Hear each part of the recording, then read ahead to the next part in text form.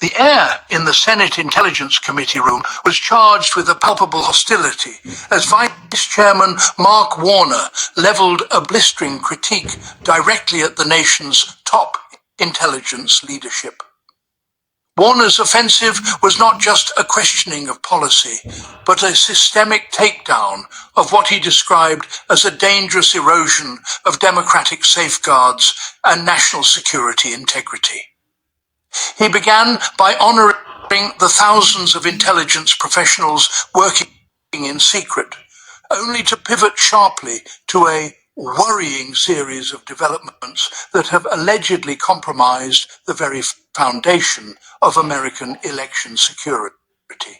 Warner accused the Office of the Director of National Intelligence, ODNI, of abandoning its core mission, coordinating the response to foreign election interference by eliminating the Foreign Malign Influence Center and ignoring repeated requests for briefings required by law. The confrontation intensified as Warner detailed a politically motivated purge within the FBI, claiming that hundreds of experienced agents specializing in critical areas like counterintelligence, counterterrorism, and cyber threats have been forced out. Most shockingly, he alleged that agents focused on the high-stakes threat from Iran were dismissed simply because they were involved in past investigations into the president's handling of classified information.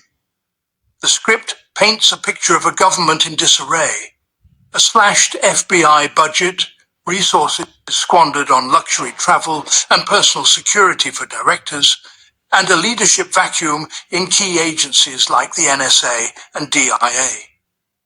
Warner's final blow was the revelation that for the first time since 2017, the annual threat assessment contains nothing about foreign attempts to influence American elections. Not because the threat has vanished, but because the intelligence community is being muzzled. The session ended with a haunting warning. By alienating allies and weaponizing national security powers for domestic politics, the United States is becoming less like a democracy and more like the very adversaries it once sought to confront. I recognize the Vice Chairman. Thank you, Mr. Chairman, and let me also offer a good morning to our witnesses. Let me also join you, Mr. Chairman, and begin by thanking literally the tens of thousands of men and women across America's intelligence community who work every day to keep our country safe. Their work is by necessity secret. That is the nature of intelligence. But that is also why hearings like this one matter so much. Over the past year, we have seen a series of developments that raise serious concerns about the erosion of safeguards that protect both our democracy and our security. And nowhere is that more worrying than when it comes to the integrity of our elections.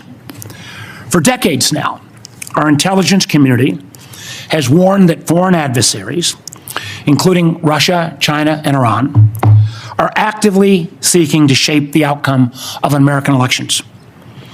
These efforts have included cyber intrusions, disinformation campaigns, and covert influence operations designed to divide Americans and undermine our confidence in our democratic institutions.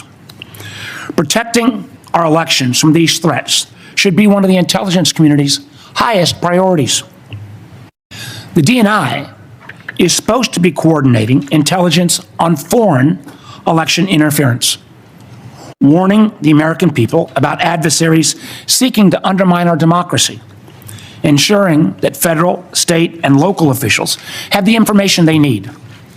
Congress even required the creation of a Foreign Malign Influence Center inside the office of the DNI to coordinate the intelligence community's response to foreign election interference and ensure that these threats are properly shared across the government. That is the mission Congress assigned to the DNI. But while foreign adversaries are actively probing our democratic institutions, the DNI has eliminated the Foreign Malign Influence Center and does not have a designated official coordinating the response to election threats. And for months, the committee has repeatedly requested briefings from the IC, briefings that are required by law on legitimate foreign threats to the midterms. We have received no response. Now, that silence, I believe, should concern every member of the committee, because it clearly demonstrates the DNI is not interested in protecting American democracy by combating foreign influence. Instead, unfortunately, we have seen the DNI involve herself in purely domestic matters. Last month, we saw Director Gabbard personally participate in a law enforcement raid to seize election ballots and voting machine records in Fulton County, Georgia. A raid tied to an election that the president lost 6 years ago. When the warrant supporting the raid was unsealed, it showed something deeply troubling. There was no foreign connection to justify the involvement of our nation's top spy. Instead, the predicate for the warrant was a slop of debunked conspiracy theories that had already been rejected repeatedly by courts, by independent investigators, and even by Georgia's own Republican Secretary of State. Yet the nation's top intelligence official was personally involved in this operation. This raises one very serious question. If the intelligence community is not being deployed to mobilize against foreign threats, why is it being deployed at all on a domestic issue? The DNI's appearance at this raid, as well as their involvement in seizing voting machines from Puerto Rico, suggests something that should also alarm every American. I believe an organized effort to misuse her national security powers to interfere in domestic politics and potentially provide a pretext for the president's unconstitutional efforts to seize control of the upcoming elections. Now, don't take my word for it. The president has repeatedly pushed for the nationalization of our elections, calling for federal government to override the state election laws and, quote, take over voting while continuing to make false statements about election fraud. And we have heard troubling rhetoric from senior officials that reinforce these concerns. As former Homeland Security Secretary Kristi Noem said publicly, we've been, and this is a quote, we've been proactive trying to make sure we have the right people voting, electing the right leaders to lead this country. At the same time, the administration has brought into government individuals promoting conspiracy theories about our elections. The so-called White House Director of Election Security and Integrity, Kurt Olson, played a key role in efforts to overturn the results of the 2020 election. Now, Mr. Olson holds a position inside the federal government with the authority to refer criminal investigations and access our most sensitive security information, all supposedly doing his witch hunts around elections. As a matter of fact, according to the court filings, he helped trigger the FBI seizure of the ballots in Fulton County. So it's worth asking, why is someone whose career has been devoted to undermining the legitimate results of a democratic election now operating from inside the federal government with access to law enforcement and intelligence authorities? What exactly has he been empowered to do? As members of our committee know, this committee was created in the aftermath of the unconstitutional abuses exposed after Watergate. The guardrails have been built around our intelligence and law enforcement agencies over the past several decades exist for a reason. Without them, America begins to look more like adversaries emphasized in this year's annual threat assessment: China, Russia, Iran, North Korea, and less like a democracy. Confronting these very clear and present threats to American security requires experienced professionals in intelligence agencies that are focused squarely on their mission. Instead, over the past year, we've seen actions that only serve to weaken them.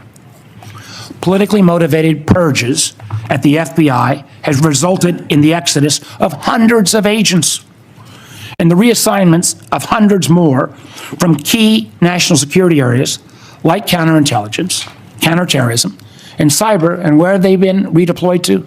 Immigration enforcement.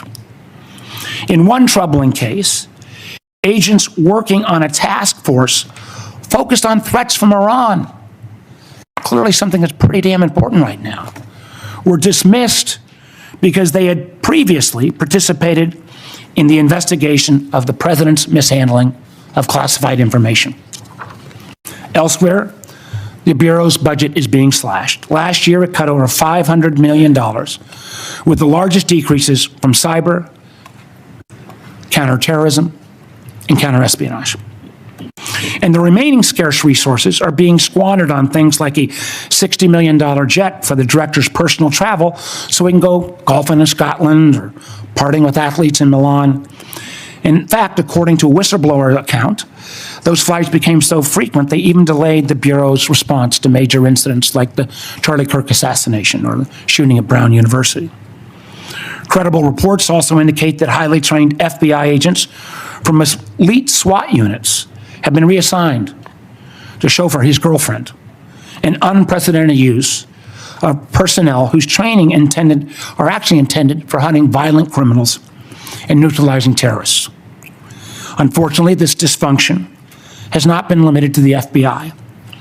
Both the National Security Agency and the Defense Intelligence Agency, and this is no reflection on the two gentlemen sitting in front of us, were both left leaderless for months after the president fired their directors.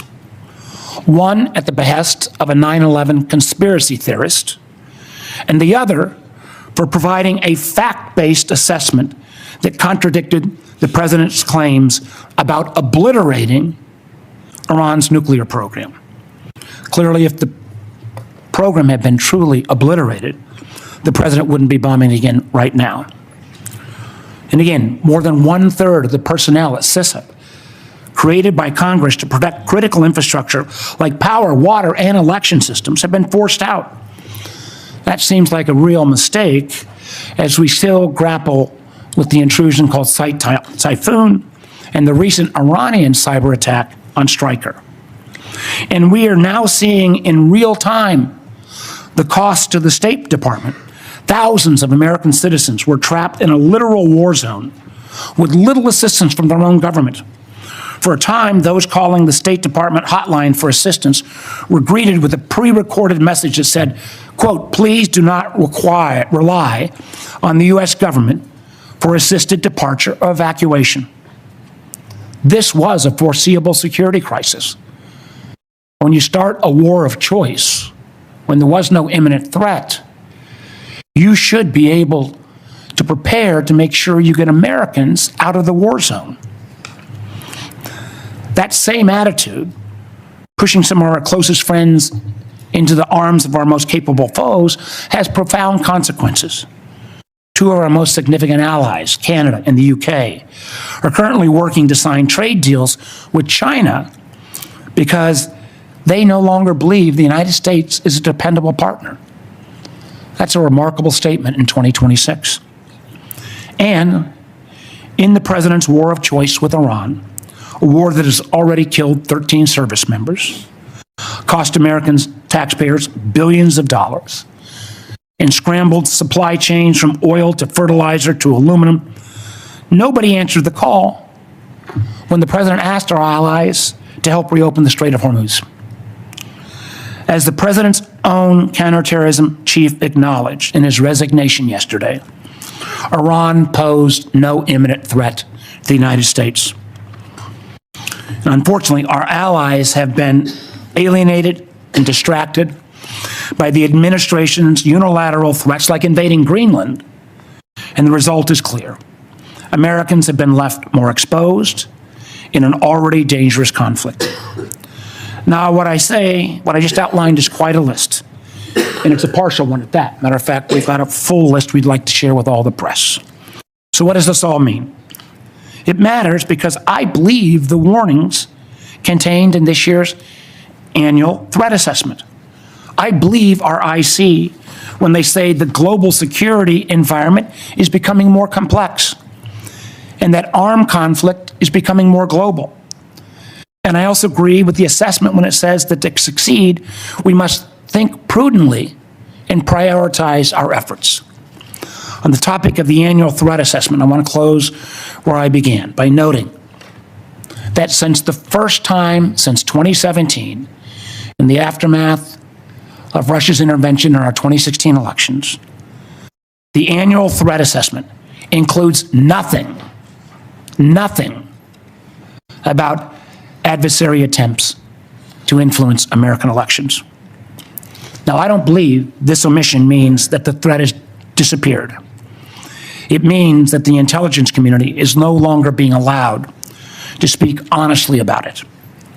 And it raises serious questions, and I will be asking about your priorities, Director Gabbard, in terms of what you're choosing to prioritize instead. Thank you, Mr. Chairman. I yield back. Before we